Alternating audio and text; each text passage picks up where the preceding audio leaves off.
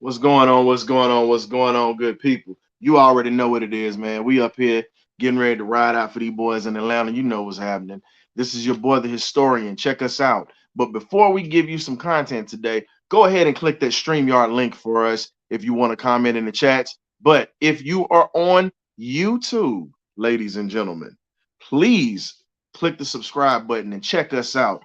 And help us out with the numbers. We definitely enjoy giving you guys content, but we definitely want a little assistance with that so we can continue to keep bringing you the content that we bring every week. So click that subscribe button, hold on to your seats. This is a little pre-recorded show, but we still got some fire for you tonight. So please check us out, man. You already know what it is. When they go low, we fly high. Birdcage, we on tonight, baby.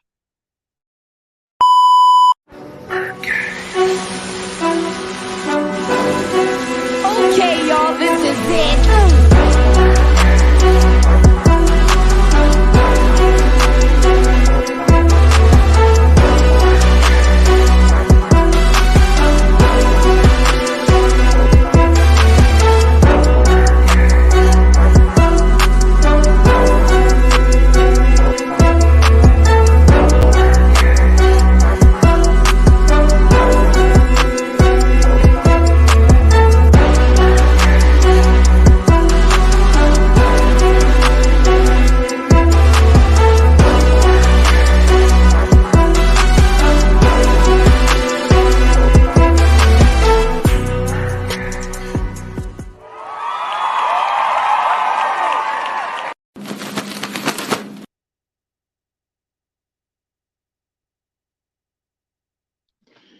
What it do? What it do? What's happening? You already know what it is, man. This is your boy, the historian, Ryan Walker. But you already know, like I said, this is a pre-recorded show today for you guys. Got some things got to take care of, but we definitely aren't going to leave you hanging. So again, if you are on StreamYard, click the link so you can provide your comments in here. We'll respond at a later time. No issues, no worries. We got you covered. But if you are on YouTube, please click that subscribe button and click those like buttons for us. Let's get those likes up, man, because we definitely enjoy having you into the building. So without further ado, you already know how I'm getting ready to get down with it. I got to bring my crew into the building. You already know we got a couple of faces in the building tonight. But first off, I got to bring my man, my partner, my right-hand man, my boy, Killian K. Worthy, better known as Clutch. What it do, family? What it is, BirdCage family. What it is, all listeners and subscribers. If you haven't, like my man, the historian did say, go like, subscribe, share, all that good stuff. BirdCage is official right now in the building, pre-recorded or not. We in the building. We got all kind of topics for you. So sit back, buckle your seatbelts, and let's get ready to go. Hey, man, you already know how it go, man. We got a few other people coming into the building, man. So let's just talk about it, man. This has been an interesting offseason so far. You know, since the draft, we've had two interviews that we've done. Dr. Haskell, Dr. Pender, Lynn hooked us up with his boy, Mr. Haskell Standback, legendary Falcon running back who helped us win our first playoff game back in '78. And then lastly, we had Nate the Galaxy Warrior Campbell last week on the show, man. It was amazing to have those two superstar athletes on our show, man.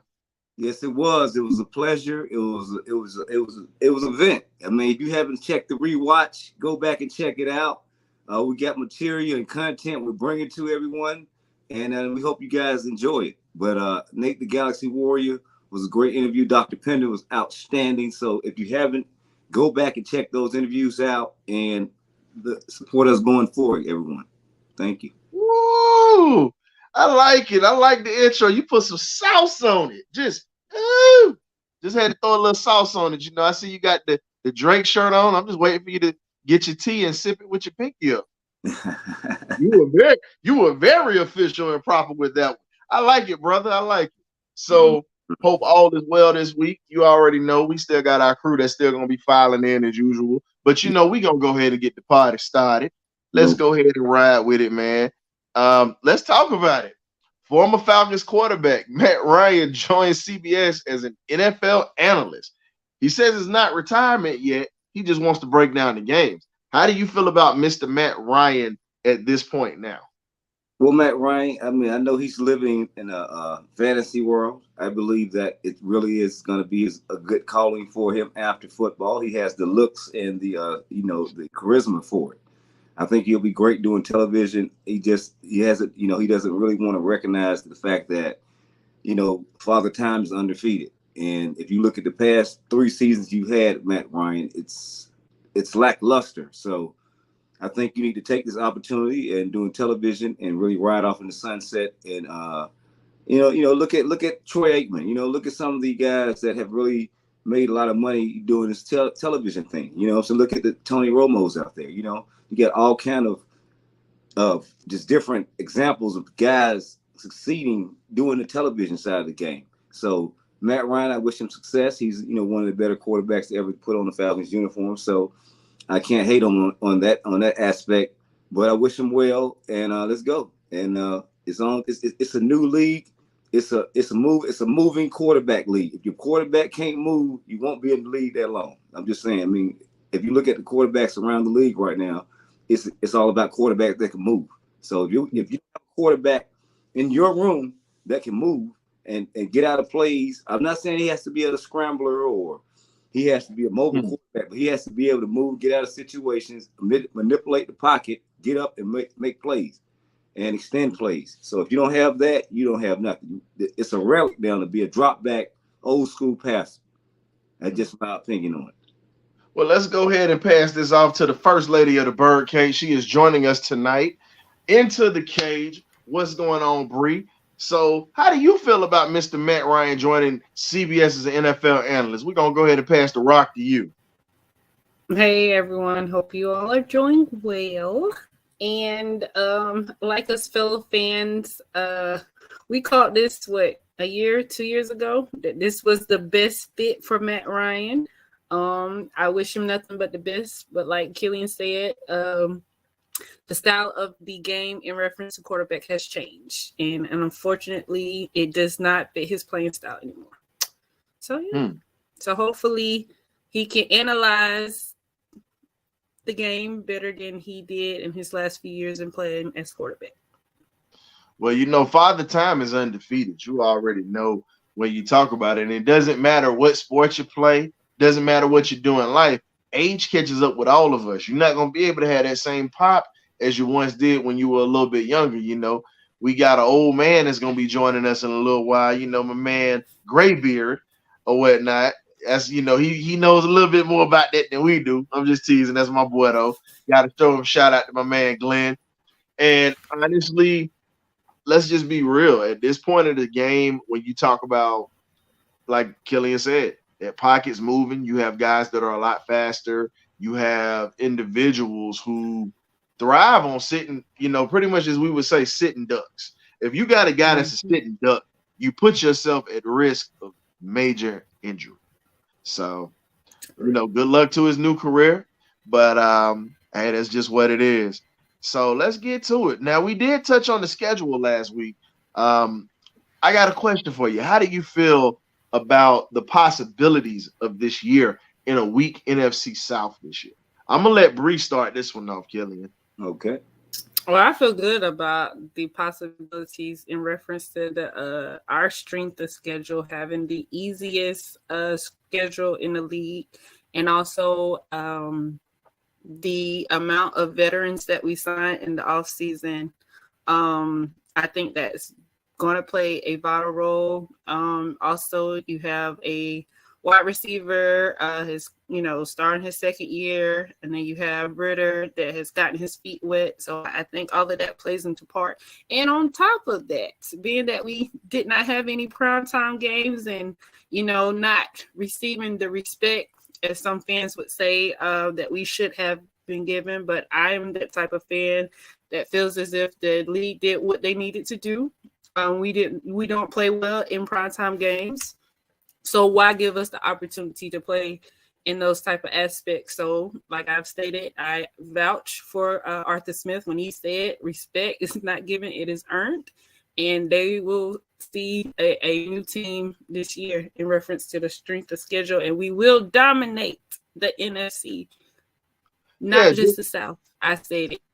Yeah, just like you dominated sliding to the next topic before I was able to throw it out there. You cold-blooded for that one. But it's all I'm good. sorry. No, it's okay. Because guess what? We was gonna jump to that anyway. When you talked about the Falcons having no primetime games, I was gonna slide that one right in. But I appreciate you bringing that up. So I gotta let Killian take that one. You took us home with the possibilities. You gave us the prayer, the blessing, the tithe and the offering, and you just gave it the benediction to put the bow on it. I'm good with Killian. We got to put Deacon Killian up on this, man. Let's go. What's happening with the primetime game? Bree touched on it. You know, Arthur Smith spoke on it when you say, you know, we have to earn the right to do that. Just like somebody's got to earn the right to slide up in here, you know, working on CP time. My man Graybeard, you know, Prunes was getting to you, wasn't it, boy? What's happening now, boy? Graybeard, good evening. You already know what it is. But welcome back to the cage, brother. What's going on? BirdCage. What is going on? Bree, how you doing? Deacon K-Dub, how you doing? Pastor Historian, how you doing, my brother? What's happening? So, But Killian was getting ready to jump on the fact that, you know, I was leading it up to him. So just to catch you up on what's going on, the Falcons have no primetime games this year. And Bree touched on this where she was saying that Arthur Smith spoke on it. Respect is earned, not given. And the Falcons have never played well in primetime spots. We've always found a way to, as my granddad would say, we're just snake bit. We're in a position to where we find new ways, we invent new ways how to lose ball games. It's just been that way. But I gotta let Killian touch on this. Killian, you've been a Falcon fan a little longer than me. You know, I'm 36. I'm a young buck or whatnot. Well, not a young buck. I ain't a spring chicken, but I ain't, you know, I hadn't been around going through the days of you got to watch Prime and those guys get us back to the plateau. And, you know, I got to watch a lot of the down years till we, you know, Matt Ryan, everybody came in. How do you feel the Falcons are going to do when it comes to getting back into the primetime spotlight? Well, we have a schedule that's set up and favorable for us. Like what Bree was saying, we should run rec shop with this new team. I mean, you gotta admit, as a time Falcon fan, if you sit back and you go back through your memory banks, when is the last time we ever had this much money to spend? Never. So, I mean, we're able to go get anyone and everybody that we want to go get. We can be selective, we can be picky, we can be bougie, and we can be everything. We can give you little, small deals because we got the bag. I mean, and we'll have the bag next year. We just signed another guy today from the XFL, one of their better defenders. And, you know, that was a sneaky signing right there. So the Falcons are making moves. Arthur is really cooking. I mean, he's really going to Sprouts. He's going to all kinds of different stores. He's really hitting it up. So, I mean, I'm just ready. I'm really optimistic. I think we're going to really shock some people. I'm piggybacking what Bree was saying. In the primetime games that we got, that we don't have, who cares? I mean, I feel like we play better flying under the radar anyway. Both years that we went to the Super Bowl in '98 and the year that we went with Matt Ryan, nobody thought we were going to no Super Bowl when the season started. Nobody. So I mean, that's the kind of the season this could be. Nobody's picking us. Nobody's giving us any respect. Nobody's picking us to be on any primetime games. Nobody wants to see the red and black. And I feel Arthur Smith, I felt that the same as soon as I felt and seen that we wouldn't have any primetime game, I felt like, hey, we don't deserve any primetime game. I mean, be honest with it. I mean, even though I'm a Falcon fan, if I want to see the Falcons, I better watch them on local television, or I better be taking my butt down there to the Benz and showing up and showing out. So, I mean, you forgot one. Hold up. Now, you know I don't like cutting you off, but you forgot one thing. You forgot something. Check us out during the season. You got to check our man, run it back, Mr. Turbo is going to be on the ones and twos broadcasting the Falcons game. You already know how he get down with it, Mr. Red, Black, and White. Hey, we going to rise up. You already know what it is, man. Shout out to my man, Turbo, run it back. He's doing his thing or whatever, but you already know how that goes. But another addition to the bird cage that we got to bring in Coach Cam. After he had those kids, running out there in that Phoenix, Arizona sun, the heat, Oh yeah. passing Oh out. yeah. This is just Oh one of yeah. those things where now we got a guy that's up in here that's really, now we might need to get you on the conditioning squad for the Falcons to let these boys get in shape. What's up, coach? What's up, coach? What's going on, fellas? Hey. And Big Head Sis, how you doing? Hey, now be nice now. Don't start no mess up in this cage now. All right, bro, quick. Yeah. I'm gonna say listen, don't start no mess up in here. Ain't nothing broke about these feet. No, I got to mess with Bree. She know what it is. Hey man, that's one of the hardest working folk in the bird cage. You already know what it is. She finally done slid off the perch and then slid into the cage, dog. You know what it is. But shout out to everybody that's behind the scenes and whatnot. We appreciate everything that you guys do. Got to give you guys a shout out. Too many people to name while we doing the show. We can do that later. But I just wanted to give a shout out to the BirdCage crew behind the scenes and whatnot. And we got to jump back on the topic. So I got to give Graybeard this one, and then I'm going to let Coach Cam jump on this too. 4 brilliant moves during the offseason from the Falcons were the re-signing and extension of Chris Lindstrom. Then you address defense in the free agency. And I'm going to save the next 2 for Glenn, but I'm going to let Coach Cam jump on this one real quick. So how do you feel about the re-sign and extension of Chris Lindstrom? He was the best player graded at his position this year, and he was entering his 5th year his 5th year option of his rookie deal. What do you think? Do you think that was a great move by Terry? It was an underrated move by Terry. Reason being, if you look at how the structure of offensive linemen this offseason, he easily saved our franchise roughly 60 to 65 million just by re-signing him and extending him to the contract that we gave him. Like you said, Lindstrom was the best offensive lineman in the league this past season, and he's kind of shown that over the last 2 to 3 years. He had his growing pains, but now that he's really locked in, he's been the anchor of our offensive line. So with us bringing him back and keeping him in the fold, that gives us another 4 years of that anchor that we know is not going to be a liability to the team. So it was definitely an underrated move by Terry, and it saved us millions of dollars on top of it. So kudos to Terry for doing it. I got a question. And what you got? Was he the player, or was it Caleb McGarry with the heart issues when we signed him? Okay, no, it was Lindstrom, wasn't it? I don't know if it was Lindstrom or McGarry. I got to get back to you on that one. I think it was Lindstrom. Okay. You sure it was Lindstrom? We'll check it out. No, it was McGarry. It was McGarry. Yeah, it was McGarry because during his physical that he had, that was something that was mentioned. I knew I wasn't wrong about that one because I questioned the pick when we took McGarry. And I was like, and that was when we were, hosting elsewhere when we made that assumption. But again, when you talk about heart conditions and whatnot, that's a serious thing, especially when you talk about a man of that size and, playing at a high pace and, being an offensive lineman, that was, like I said, he was solid. He's learning he's coming around. The question is, can he survive? But the second thing I had for you was Terry addressing the defense. Graybeard, I'm gonna let you jump on that one.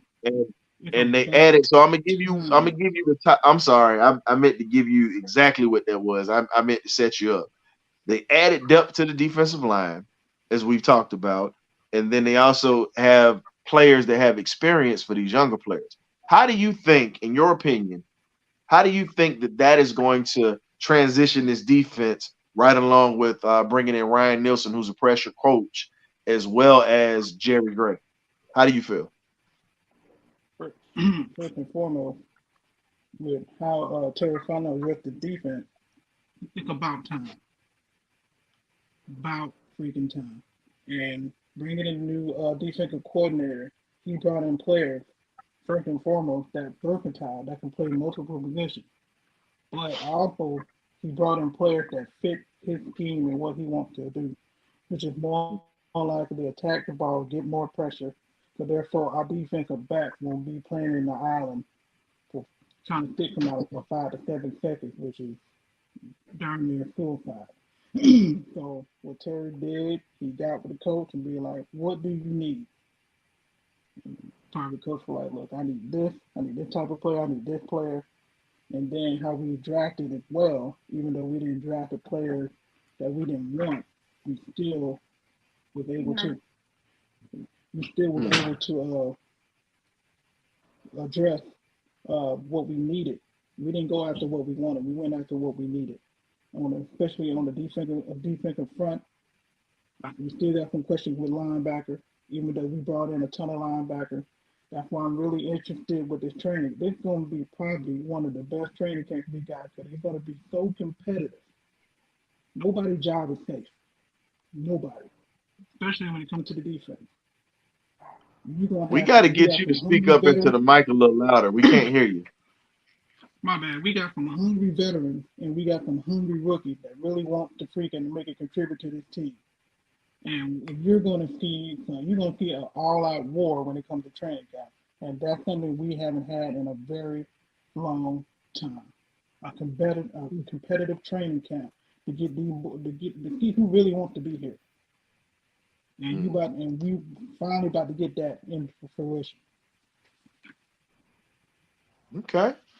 So we got to bring in our man Scoop. He just slid into the building. Hey, Scoop, we can't see you, brother. What's up? Man, I don't know what's going on with that camera. You in the closet? Try to hit the camera button again because I see that you had the emoji pop up and it just went off. We just can't see you. All right, let me try something different. Okay. Well, while you fixing the camera and whatnot, we'll bring our brother Scoop right back in real quick. While he's fixing his camera and whatnot, because he definitely is here tonight. We got Scoop in the building tonight. So here's the other question I got. I want Killian to jump on this one. Got to get K-Dub's opinion on this. Okay. Now, here's the third move that we've made. Continually, they've actually shown public support for Desmond Ridder when they said he was going to be the starting quarterback. You look at, they added Jonnu Smith, they added 2 impact players, Bergeron, and you had Robinson that they drafted. And then you look at, they're trying to give him confidence for going into the season. And they also brought in Heineke as a backup or whatnot, just pretty much letting them know, like, hey, man, this is your job to lose. How do you feel that the Falcons have handled the Desmond Ridder situation, even with the outside noise that we have from fans and everyone else? I think they handled it like some professional pros. They had a plan and they stuck to it. They see Desmond Ridder, number 9, in practice day in and day out. We don't see him but on social media, and we have a chance to give a sneak peek during the games or training camp. That's it. So they see him in the building day in and day out. They know what they have, and they feel like they got that guy. So I can't say any different until he proves us different. He only had 4 games. He won 2 of them, so he's a 50% quarterback right now. That means he won half his games that he played so far. So I got the confidence in him. The team got the confidence in him, and if they're correct, then they hit a home run because he's on a rookie contract. If they hit a dud, we'll go get a quarterback in this draft coming up. I think that's the plan. But they're going to give him all the opportunity to go out and succeed. They put all the weapons around him. He may have more weapons than anybody in the NFC South. Agreed. I mean, I think he has the most weapons than anybody in the NFC South. I mean, if everybody stays healthy, if you got a healthy Cordell Patterson, a healthy Tyler Algier, a healthy Bijan Robinson, a healthy Drake London, a healthy Matt Holland, all these guys healthy, man, you got all kind of weapons. So, like I said, Pitts and Kyle Pitts. the unicorn. You know, Government mule. Say his name right. I had to throw that out there for y'all. I'm sorry. Can't forget about Kyle. I can keep naming. Man. He got a lot of weapons, man. Oy. He has a lot of weapons. I mean, Scotty Miller may end up being the guy that we're not talking about. He may be in that spark, that guy, that X factor we're not even talking about. Scotty Miller gonna spend more time on the bench guarding Gatorade because he's been injury prone. My thing is, oh no. I'm gonna give you this. Why aren't we giving Jared Burkhart a chance? You know, that was Ritter's favorite target in the preseason last year. The kid showed he had hands. The kid literally is tough. And he showed that he could take a lick and hold on to the ball. Great route runner. He had a hamstring injury. It is what it is. But that should have been a guy that we should have given a shot to, that's been in-house, that understands the system. Now, the other thing is you bring in Slade Bolden, who comes in from Baltimore out of University of Alabama. Slade Bolden is a solid route runner. He's more like a Julian Edelman. Not enough speed though, but good route runner, good hands, and tough. We found that out when Georgia beat on him in the national championship game. Yeah, dude was still making plays in spite of everything. Yeah, like I said, like Graybeard was iterating. They're bringing in a very competitive, very competitive training camp. It's gonna be a dog fight out there. So if you really want, and if y'all saw it last year was something. So for it to be this competitive this year, yeah, it's gonna be something for real. I think that's an understatement. I really believe that the Falcons are going. Here's the thing. I feel like the Falcons are going to pretty much let folks know that they're here. They're not. I don't think they're going to be loud about it. I think it's just going to be direct. It's going to be just kind of. What's the best way to describe it? It's pretty much like being in a fight with Evander Holyfield. The best way I can describe it. You already know that he gonna fight you tooth and nail. That's what you're gonna get after you get that first shot. So I really believe that what's getting ready to happen now is just gonna be some things. Now they ignored the outside noise. How do y'all feel as if they handled with the media and the press with the situation that went down with the draft? Give me 1 second.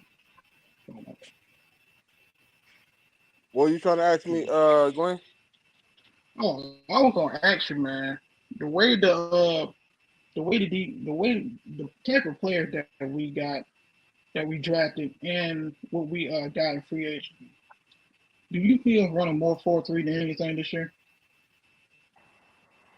I mean, I would like for us to run 4-3 more, only because of the defensive scheme that Nielsen runs. We have the depth to run the defense that he wants to run, which is a lot of scheme blitzes. And then with us bringing in, I think it's Caden Ellis. He played in his defense for 2 years. So exactly. So for him, this is pretty much his job to lose at this point, because if I'm Nielsen, he would. Me personally, I would start him only because he has more attention to detail to the defense because he's played in it already.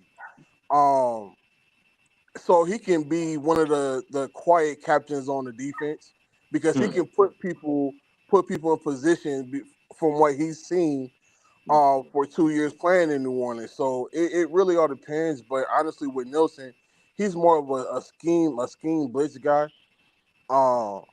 Which is good for us because we have the bodies that we can do it. We just can't get caught playing a team like Kansas City or the Chargers, who play up tempo, because if that happens, our big bodies are going to get stuck on the field where we can't get them off. So it's going to have to be real. He's going to have to be real strategic with that. But again, with Coach Gray, running our defensive backs, we can keep those guys on the island. We can keep a Jeff Okuda on the island.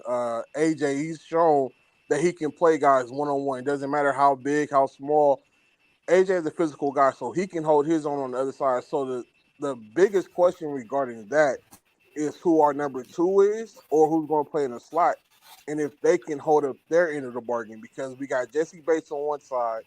Hopefully, Jayhawk can make the transition from strong to free. That way, we can partner those two together, because both of those guys can cover the whole field, sideline to sideline, up, down. They can play quarters, so you have your back end.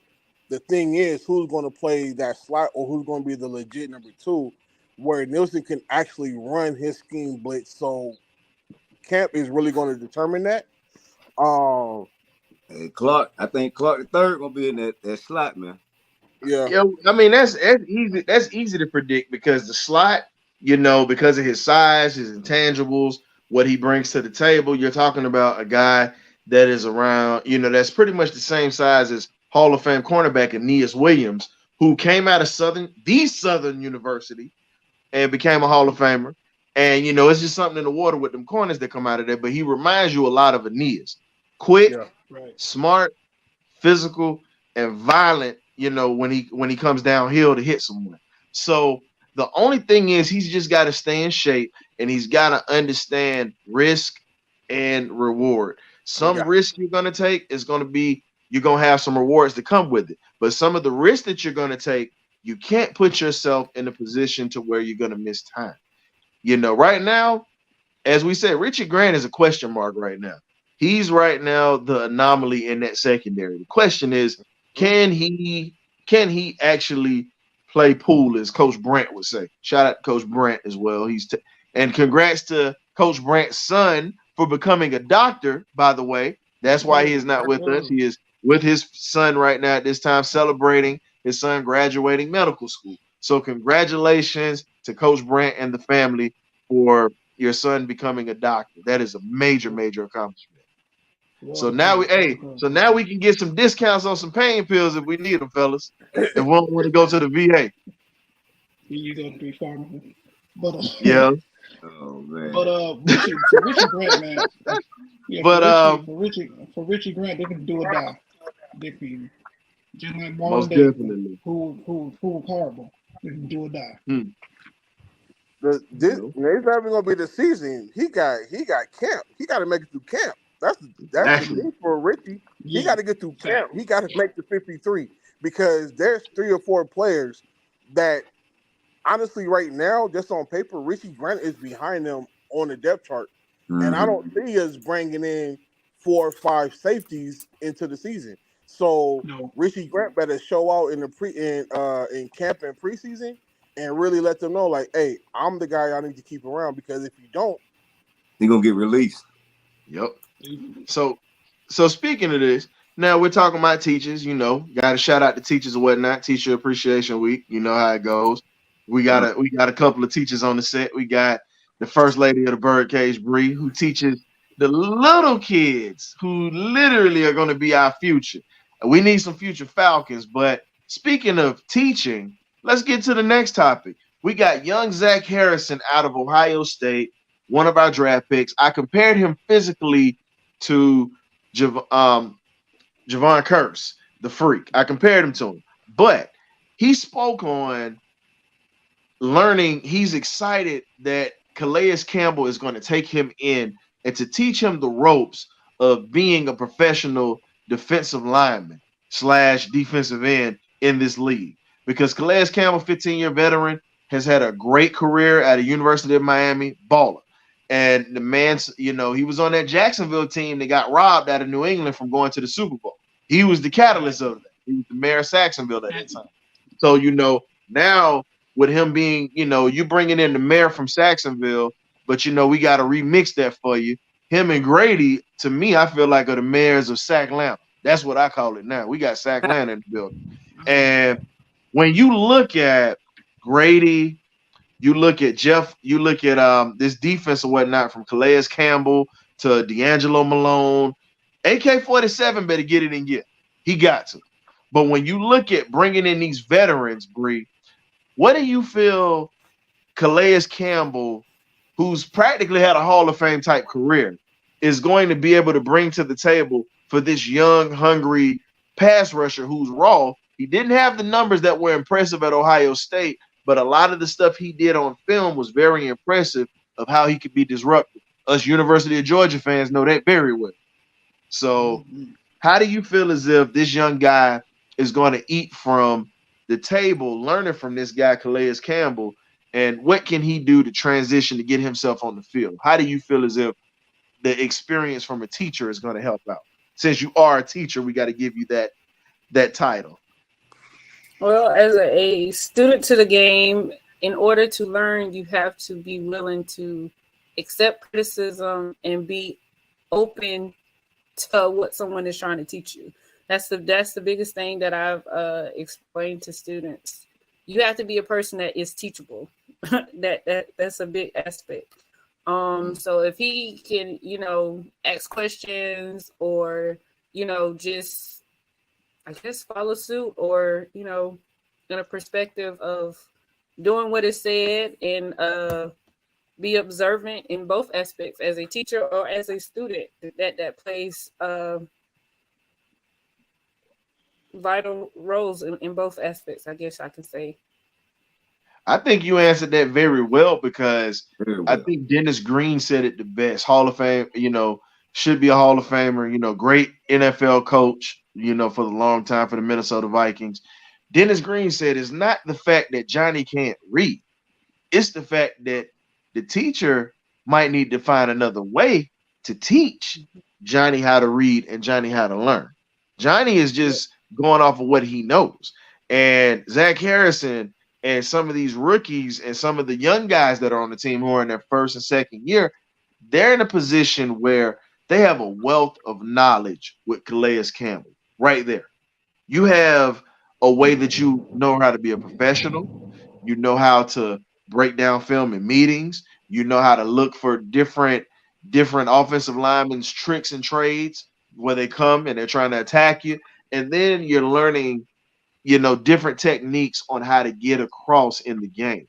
So as you being an educator, I think it is important that, like you said, the young guys are open to criticism and not just criticism, but open to learning from the older veterans. You hit that right on the head. I think you did a phenomenal job of breaking that down. And like you said, as a teacher, you have to learn the strengths and weaknesses. Just because one person learns one way isn't valuable for someone else. So as a teacher, he has to learn his mentees as a mentor and build off of that because everybody learns differently. So yeah.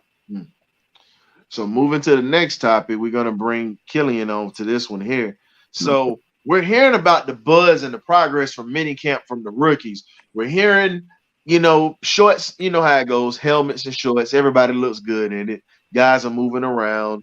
Bijan Robinson is in a situation, our first round draft pick, and they got to make him look good for the cameras. But from what we're hearing, they're using him in so many different ways early, and they're really going to try to turn him into a Weapon X. Shout out to Brian Dawkins because that was his nickname, Weapon X. But I think Bijan is going to be the Weapon X of the offense. I think he's going to be the unicorn of our offense, if you want to be real, because he does so many multiple things from running the ball, blocking, catching passes, blocking, protecting the quarterback. And just being honest, man, how do you feel Bijan is going to step into his role, knowing that he has Cordell Patterson, Caleb Huntley, and he also has Tyler Algier, who broke William Andrews' record last year. Even though he's a first-round pick, how do you think he's going to adjust and adapt to what we do? Because he's still learning the system at this point. I just feel like on draft night, I was skeptical. I talked a lot of mess, to be honest with all our viewers and subscribers.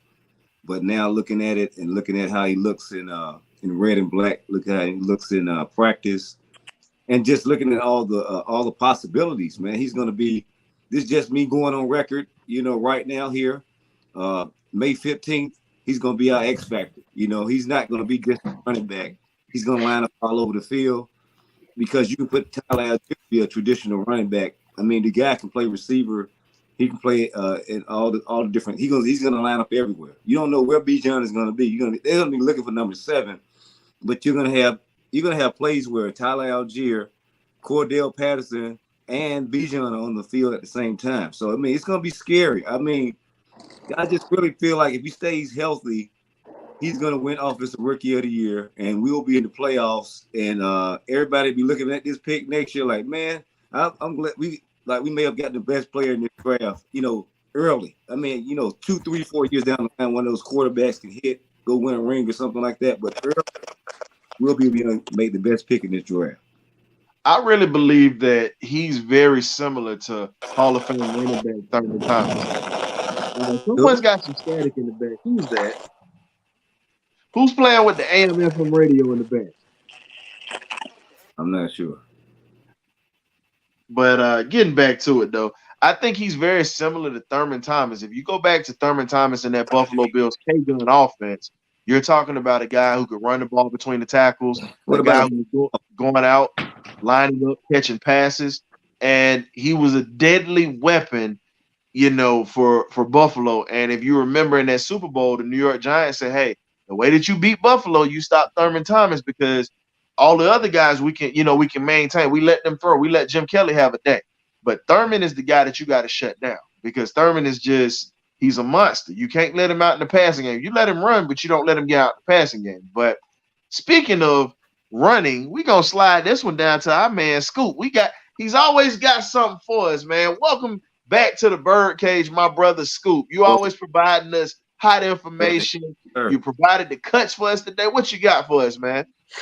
Man, I'm just excited about the season, man. I don't know about y'all, but I'm just gonna piggyback on the subject at hand with Bijan Robinson. Picking at number 7, that's gonna sell some tickets. And I think that that was the main motivation with Bijan. Bijan, a lot of people that go into these groups, they base a lot of their information and their likes off Madden. And I ain't knocking anybody that play video games or whatever, but if you want a video game highlight, that's the purpose of Bijan Robinson being on our team. And I see it that way. I saw something on NFL.com about a day 3 starter possible day 1. And the name that was brought out was Clark Phillips III. That's the wild card. I need everybody to pay attention to this secondary. This camp is gonna be it's gonna be necessary. Like I think that the level of competition since Arthur Smith has taken the job has elevated, but now that they have money and they've been able to spend and bring more dogs onto the team, if anybody get an opportunity to see training camp this year, it's gonna be one to watch. I got to. So I'll say this: like we talked about Clark Phillips or whatnot, and we really believe that Clark Phillips is going to be a phenomenal corner. But he's got to be molded, and he's got to be in a situation where he's going to have to take like we say, he's going to take his bumps and bruises. But he's got to learn how to master the slot first before you put him on the outside. Because here's the thing: if Jeff Okudah can stay healthy, you keep Clark Phillips in the slot, and you got a very good trio of corners that's going to be able to lock things down, because one of the issues that we had was we couldn't cover anything in the flat. That was one of the biggest issues that we had. Here's the biggest thing, like we can hark on the new additions, but at the same time, don't forget Mike Hughes. Yeah, is on the roster. Don't forget that D. Alford is still hungry. He's a hometown kid. So what I'm getting at is the level of competition has increased. Yeah, we just signed the best safety in the XFL today. Yeah, I saw that too. And then don't forget Helms. We drafted Helms from Alabama, and he ready to roll too. We still have Rashad Felton, right?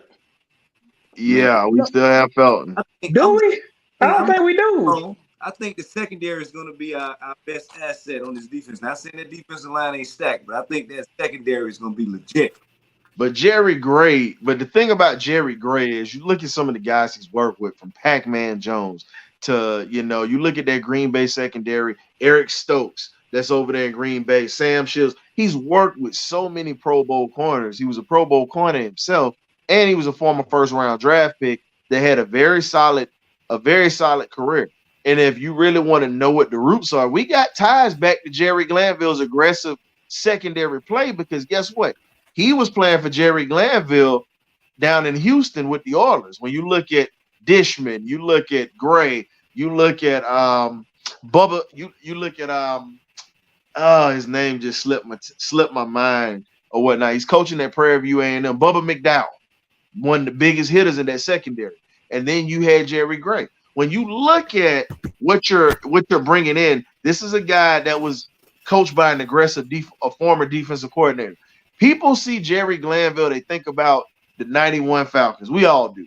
But Glanville was our defensive coordinator who created that grits blitz defense. He was here who helped start that, before Buddy Ryan took it and made it famous. But, you're getting a Jerry Glanville disciple back in Atlanta.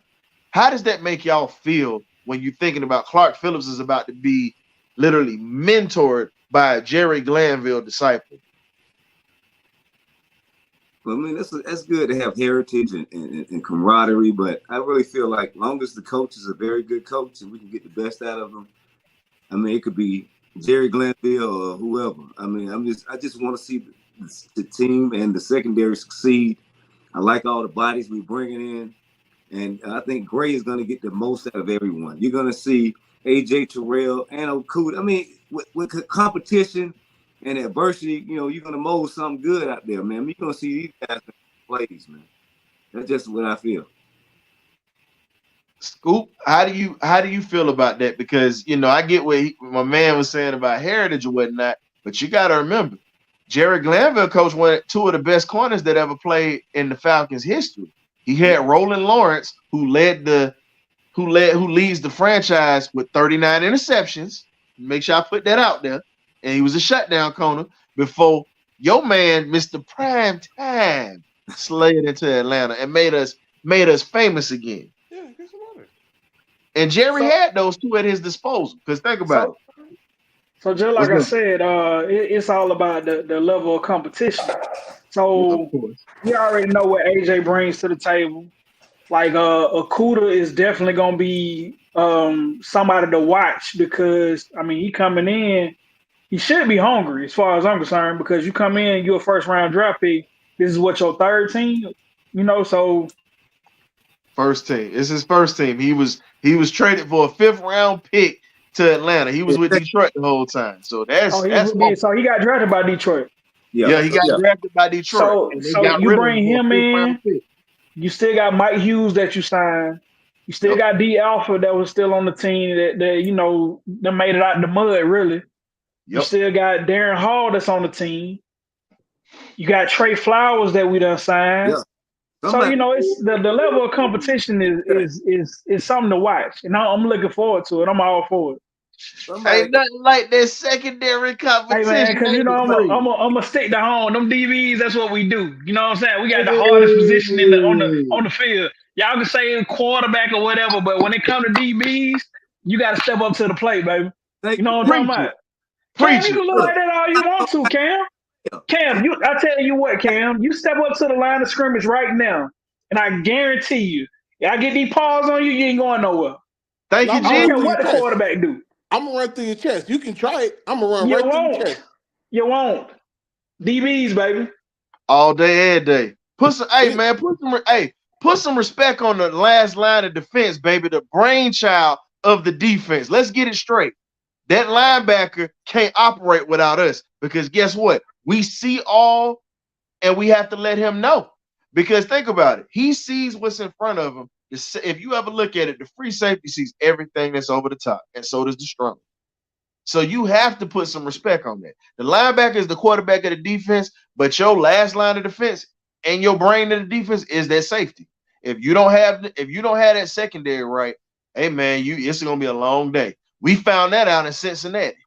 Yeah, I think we got errors so bad in the secondary this past season that Arthur said, "I'm gonna make it a point. I'm gonna make it a real point that we will not get beaten that secondary again." And he kept. And here's the thing: he kept Cornell Armstrong. Now everybody touched him, but I had much respect for that dude. After he got touched in the first half, nobody caught nothing else on him in the second half once he adjusted, and he became a solid figure for the Falcons. I think he's going to be a great role player or a special teams player, but I don't think that Cornell Armstrong is going to be a guy that's going to, if he competes or whatnot, maybe he might get a second or third string spot. But we already know that's not a starting spot. But I respect him for his heart and his toughness. And speaking of toughness, let's talk about this Falcons identity. The identity is taking shape right now, offensively and defensively. But let's speak on it offensively because we just got done talking about the defense and where that's going to go.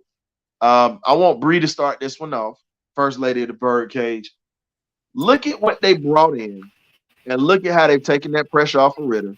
And now Ritter is still going to really learn the game, but he's going to have playmakers around him, so it's going to make life a lot easier for him, if the line can protect him. How do you feel Ritter's going to do in this offense with these playmakers if he gets the proper chance? Because he didn't turn the ball over at all in the last 4 games that he played. What do you think?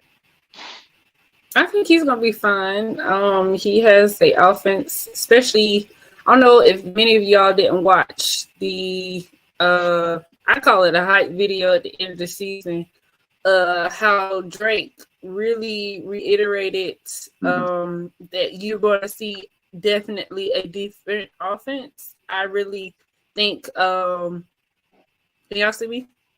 Yes. Yeah. Oh, someone okay. Yeah, I think you're really gonna see that connection between Drake and Ritter. I saw it in training camp last summer. Yeah, so he got his feet wet during the last 4 games, but I really see a connection, and I don't know if y'all follow them on social media. They spend some time together in the off season hanging out. So you're gonna see a real good connection with those two definitely. And then with the veteran presence, I think it's just gonna make him more comfortable and more relaxed. So I don't see no bad will. Well, that's he's gonna be very more competitive. Yeah. Well, that's what happens when you get Elder Bodge's grandchildren to hang out. Light skin taking over Atlanta now. Just ooh, when I like it. Yeah, I'm going old school for you today. I got the clown or whatever. I'm an 80s baby, but I grew up listening to that real music. But let's just be real though. Those two have a connection. But again, as I said before, they better put Jared Bernhardt in that situation because that was a go-to guy in the slot for Desmond Ritter. And that's a guy he was very comfortable with. Very good route runner, and he was fast as heck. I know you shaking your head, Scoop, but the film don't lie. Me and you know that you and I know this from being in the secondary. When you got a guy that's comfortable with just heaving the ball after he's getting hit and he trusts his guy to make a play, you already know that trust was there. He had more trust in Bernhardt than he did damn Drake London. We all know this. I mean, that was last year, though. I mean, we have a more talent around Desmond Ritter now. I feel like you got Slade Bolden, who's not. I'm just gonna be real with you, dog. If Slade Bolden was slick like that and he was that nice, Baltimore wouldn't have got rid of him. Let's be real on that. He wouldn't have been cut. But we don't know. Slade is a good route runner, good hands, good blocker, but let's be real, no speed. Bernhardt does it all. Bernhardt's just a little undersized, but he can make it happen. I mean, we really don't know who. So how many passing attempts you expect him to be in the game? Passing attempts, I could say probably 15. I say 15. 15 I'll say 15. I'm just saying 15. That's not high. 15 to 20 is low because it's teams that throw 30 to 40 times a game. Mm-hmm. I say 15. I mean, because you're mixing in. I'm expecting maybe about 25 to 30 passing attempts. That's what I'm expecting. So you say 25 to 30. The reason I say 15 is because I think Bijan is going to be a workhorse. Him, Patterson, and your boy Algier. A lot of them will be short passes and let them boys work. It's all about right. So it's gonna be passes towards open space, but you keep bringing up Bernhardt. Bernhardt not gonna get a lot of pull. Like if I throw the ball 30 times, I still have Pitts, I still have London, I still have Bijan, I still have CP. So question. I still got Jonnu. Here's the thing. Now we got Jonnu, but is Pitts gonna run his routes through this time? Now he's got. Oh my god. I just asked. Oh my god. New season, new attitude. Oh my Hey, man, God. look, wait a Optimistic minute. Ryan. Hold on, nah, hold up. A zebra don't change his stripes. We all know that, but we want him to. Here's the thing: the reason we're So hard has on he? him. So has he ran the wrong routes 2 years in a row? No, we're not gonna say When he 2 was years with in a Matt row. Ryan, was he running the wrong route? But I got a question for you. What did he do last year? Everybody keep talking about his rookie year before he So got hurt. was it What was was he it doing? not broken plays that was happening when Mario was throwing him the ball? It Not wasn't Not all timing all of them. the routes. time. Not all the Them, It time. big wasn't bro. timing Not all of them, routes. big bro. Look, Mariota wasn't the best quarterback, but I say this here: there were a lot of times he put the ball in his hands. I'm saying this. I expect when I got a first round draft pick, a guy that's supposed to be a unicorn, he's got to coordinate. But all I'm gonna say is this here: if you got a guy that's a first round pick, pass catcher or whatnot, you're expected to hold on to the ball. You're expected not to drop much. You know, the Falcons literally drafted you at 4 when we took you, and you're supposed to be. I'm just saying, Jonnu Smith. Here's the thing: you bring in a guy like Jonnu Smith, who literally is what Kyle Pitts is supposed to be. Let's be real on that. Arthur Smith loved him in Tennessee. We know this. You even know that because you even posted the film on it. They said I think they're gonna put Kyle Pitts in that slot while you talking about Bernhardt. But here's the thing: I think that would be a smart move to put him in the slot. But I would say I would trust Jonnu Smith in the slot a little bit more because he's just as fluid and he's a little stronger. I mean, they may try all of that in training camp, but I believe when the season starts, week 1 against Carolina, you're gonna see Kyle Pitts in that slot. You're gonna see Bijan Robinson lining up. You're gonna see Tyler. All these boys gonna be out there. And Why not make him a number 2? Why not make him a number 2 Hey receiver? man, I was just getting ready to say that. Jonnu Why not make Smith and Kyle Pitts is apples and oranges. The only thing they got in common is they position group. they What are are y'all talking about? they are When We're it- talking about This how I speed? look Man, at it. think about it. How many times do you see tight ends outside of Kelsey and Kittle get? I'm sorry.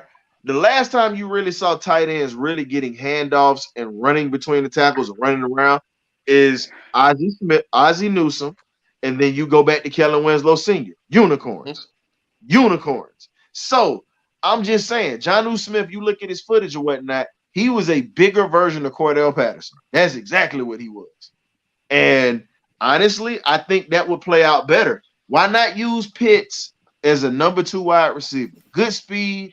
He's bigger than most cornerbacks. And honestly, I think it would pay dividends to have him there and possibly Mac Hollins running the slot because Mac is solid, but not as fast as Pitts. I think Pitts would be dangerous as a number 2 receiver. That's me. Yeah, but when it's all said and done, our offensive line was top 5, right? When it came to rushing the ball. When it came to passing the ball, offensive line was near the bottom of the league. So it's all everything is going to be exact. Everything is going to depend on our offensive line, how we protect Desmond Ridder, and do we give him time to find his receivers? That's been one of the biggest issues we've had, even with Matt Ryan. The offensive line was like a damn turnstile. Yeah, it is. That's a term I haven't heard in a long time. So let's see if our 2 rookies that we drafted this year step up to the plate and become stars. Yeah, true. That's Matt Bergeron and that's Javon Wynn.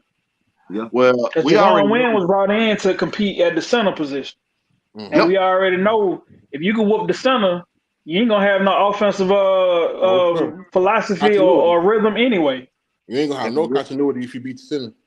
Exactly, because Wynn is a guy, tough, short, stout, and he's just. If I had to compare him to any offensive centers, I would have to compare him to Jeff Van Note in stature, literally physically exactly like Jeff Van Note, or I can actually go back to Dave Darby, who played for the legendary Raiders offensive lines, short, stout, nasty at the point of attack at that center position. So when you look at some of the smaller centers, that's a guy that you look at, or heck, you can even go with Dwight Stevenson, who played for the Dolphins in the 80s, who played with Dan Marino. Very, very, very similar with the style of play that they have.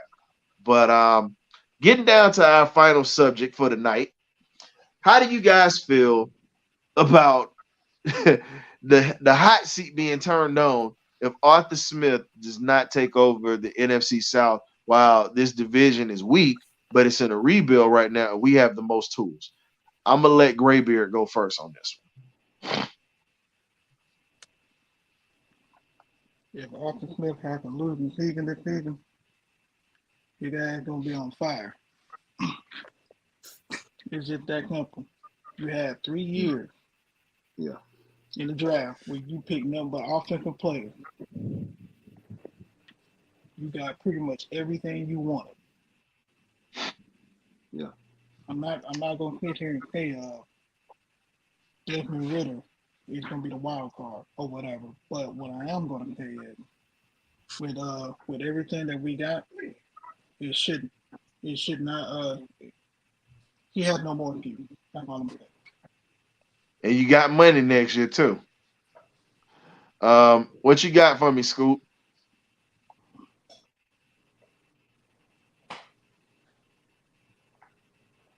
Scoop, can you hear us? You got your mic on?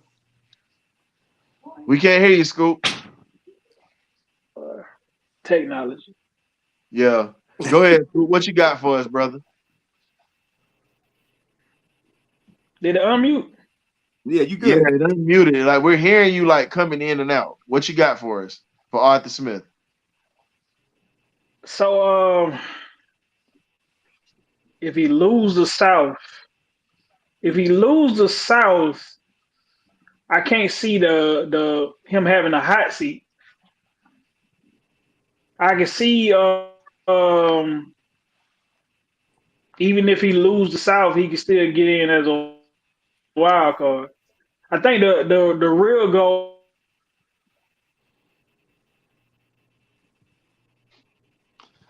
The joys of technology. You're freezing on me, my brother. Oh man. Well, we tried to get Scoop in. We're gonna still see if we can get him in. Scoop, can you hear us?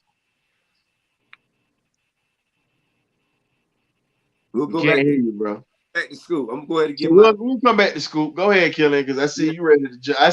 I see you ready to jump like a yeah. I'm flat. ready to jump at the bit, but I back up Arthur Smith. But if you have a losing season, it's time for you to go, man. I mean, I'm not even talking about. I'm not even saying. I'm saying you got to go if you lose this season. We're not saying go win a Super Bowl, but we're saying go make us a playoff team. At least people are actually talking about the Falcons again. I mean, right now we're like the bottom of somebody's shoe team. So I'm just saying, I mean, we have to step up and show out, man. I mean, we're going and we're supporting this team, and we made the right moves according to a lot of football analysts and a lot of football heavy knowledgeable people, and we got to make things happen. So Arthur Smith, you're saying the right things. I like the clip that you had put out. That we're gonna basically earn our respect, and we're gonna let the league find out about it. So I like what you're spewing, but we got to continue to go out there and win. So that's what it is. So, I mean, that's my take on it. I definitely feel you on that one or whatever when you say that, bro. But now we just get over to the first lady, and then we got Coach Cam, and you already know what it is. So what do you think about it? I recall that when he got signed, that I gave him 3 years. So this is year 3 for me. We definitely don't win the NFC South or don't even make the playoffs. He's definitely on the hot seat. I think Arthur Blank is to that point where he has that business mindset. It's not necessarily that family dynamic mindset he used to have years ago when he kept people on the team, whether it be a GM or a coordinator or a player. I think he realizes time is ticking for him, and that all these other sports that are representing the state of Georgia are winning these championships, or at least going to the playoffs. Fans are ready to seek change. So I think if we don't succeed with all this money that we have, these players that we signed to really good deals, him getting what he wants, and like what Glenn stated in reference to signing all these offensive players and not really focusing on defensive in the draft, like It's time to go. Yeah. Well, here's the thing. He's been getting defensive Isn't players on the it- lower you- round. He hadn't been trying to get nobody as a top tier guy. So I get what you're saying with Correct. that. And And then, like Killian stated, you talk a good talk, but at the end of the day, you got to back it up. You said what you said to the media the other day that having no primetime games work in our favors, but you will see us in the playoffs. You said it, so let's be about it. Yeah. We I got think to he step it shouldn't up. have wrote that. I don't think he should have wrote that check. I think he should have said, "Hey, we plan on winning more games than we did last year." That was the response he should have came with, But I opposed like to saying because No, but you have to have that response. you know what kind of hand you got. He know But what he got. but here's the thing, though. We all know injuries happen. I'm not trying to be a wet blanket, but let's be real. We all know injuries happen. We all know teams don't mesh. We already know. Because think about it. Cleveland had one of the best teams on paper. They brought in a lot of talent. That's before the Deshaun Watson trade happened. They had all that talent. They draft Baker Mayfield. They draft all these guys. They have everything stout. Get veteran leadership on that defense. And you look at what has happened. They can't win. They couldn't buy themselves a win out of a wet paper bag. So, in a sense, you can't write that check just yet. You got to see what's going to happen or whatever before you start saying that, because it's a little premature. I understand what you're saying, but also it's his job to lose. So if he's going to stand on it, let him stand on it. But he also he has to go down with the ship if he doesn't make these playoffs. That's what I'm saying. I don't think he walking on water like us us Coast Guard boys did. You know what I'm saying? I don't think he's doing that. I think he's standing more on quicksand on bricks tied to his ankle. That's just me. I mean, I got to be optimistic until that happens. I mean, I want to see us succeed with the guy. I want to see us succeed too, but I'm also going to be realistic about a lot of. I question a lot of his motives, because think about it. How many times have you seen games that should have been won with common sense, and common sense was not used? Let's go to the Washington game. You throw the ball instead of running the ball, and you got timeouts, and you got Tyler Algier that they couldn't stop. I mean, let's get to the New Orleans game, the most painful loss of the season. You say you trust that, but I'm making sure I'm hearing you saying you're gonna trust this man's judgment when it comes to when you got a 4th and 1, you got a great running game. You know, not a Mariota fan, but Mariota was good enough to lean forward and big enough to lean forward to have a first down to win that first game of the season. Let's be real, dog. Too many bad mistakes that shouldn't have been made, and too many ill-advised mistakes. He has to win me over. I love what we've done in the offseason. I love what Terry in the front office has done.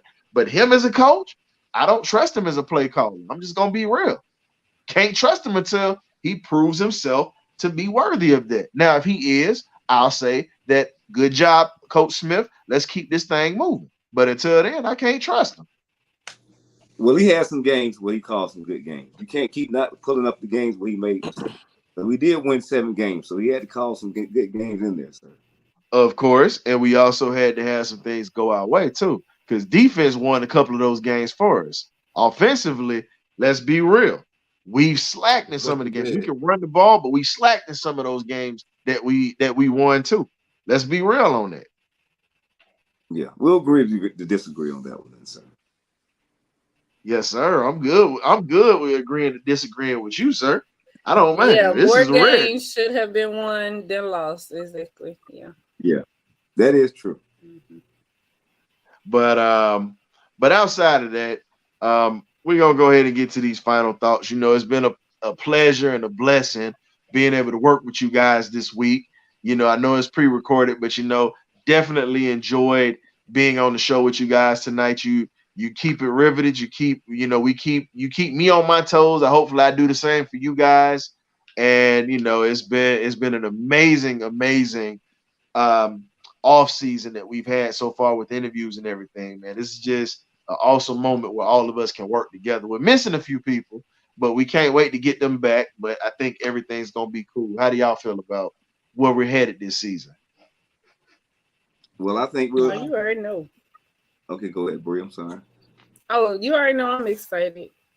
Just hope things work out so I can go to training camp. I have some sick days starting off before the school year start.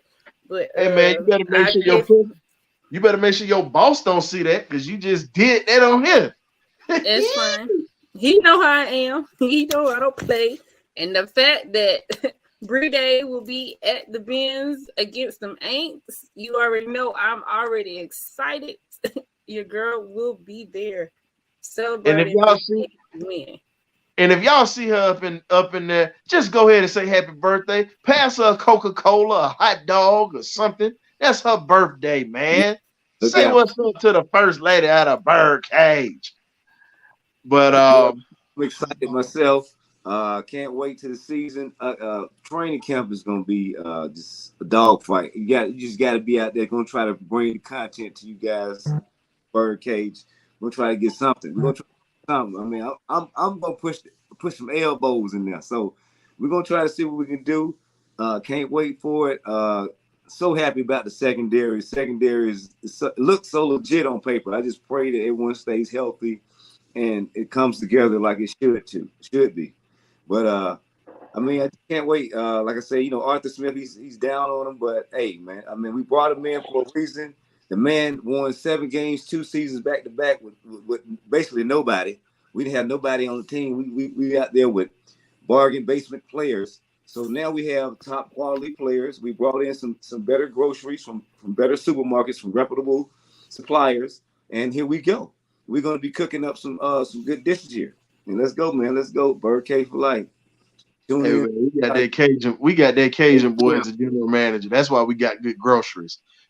Definitely ain't. It's definitely not because of the cat that's from the Maryland area, as they would say, Maryland, Virginia, the DMV area, because he lived in both. I'm gonna sit there and say we got some seasoning with Terry. Well, they work hand in hand together, even though you don't want to give his props. It's okay. I told you he got to earn my trust. I trust the man who bought the groceries. I saw what he did in New Orleans, and he was holding that together with tape, paper clips, and they had, he kept their books together, and they didn't have no money, and they still was going to the playoffs. The question is now, can Arthur Smith answer the bell? So we're gonna leave that one there for you guys. I want to thank the panel for coming through. You already know what it is, man. We got Killer K-Dub, Killian. You already know. We got Bree, the first lady, Coach Cam, our man Scoop. Thank you for joining the cage tonight. And last but not least, Mr. Graybeard. He slid in late today. Them prunes was working overtime today, wasn't it, dog? Hell no. Hey man, I owed you. I told you I was gonna get you back from last time you got. Don't think I forgot. Got a memory like an elephant. But speaking of that, man, we want to thank y'all for coming on again. We appreciate you. Check us out. We already know what it is. Check us out every Thursday at 8 p.m. We will see you on there, but we're also going to be changing the times pretty soon. Since the season is coming around, we're going to have a new day coming up. We're still working on that with our producers and everybody in the back. So we're going to make sure that we have that out for you guys so we can have a new day. And as I said before, man, we definitely appreciate you. We love you guys. And as we said again, man, thank you for coming on. Peace. Y'all be easy. BirdCage out.